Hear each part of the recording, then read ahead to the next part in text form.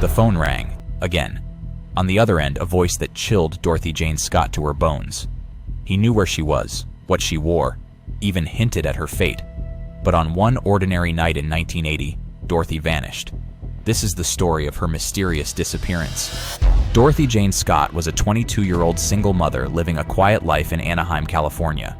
She juggled raising her young son, Sean, with her job at a local store that sold psychedelic supplies. By day, Dorothy was described as gentle and responsible, but by night, she was gripped by terror. For months, an anonymous caller tormented her. The unknown man's voice shifted from obsessive affection to chilling threats, leaving Dorothy feeling constantly watched. "When I get you alone, I will cut you up into bits so no one will ever find you," he once whispered.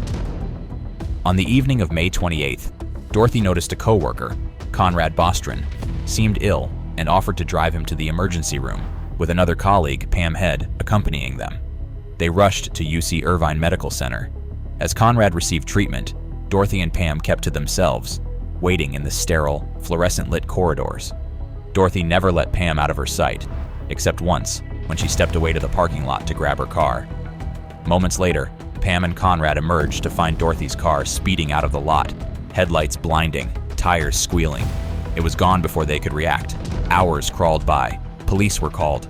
Dorothy never returned home. The next morning, Dorothy's car was discovered 10 miles away, engulfed in flames in an alley. There was no sign of her. Days turned into weeks, each one haunted by the same caller. He taunted Dorothy's parents with chilling words, "I've got her." The community became gripped by fear as newspapers covered the disturbing case. Dorothy's family clung to hope, organizing searches and pleading for answers. The police followed every lead, but nothing stuck. There were no solid suspects, no clear motive, just a string of cryptic phone calls and a trail gone cold. Nearly 4 years later, construction workers stumbled upon charred human remains in a remote field. Dental records confirmed the worst fears. It was Dorothy. The identity of her killer, however, remained locked behind a wall of silence and an untraceable voice. Dorothy's murderer was never found. The menacing caller disappeared, leaving only horror and heartbreak in his wake. Dorothy's son grew up without a mother, and her parents never saw justice. The case is still open today, an enduring ache for her family, and a chilling reminder of how evil can hide in plain sight.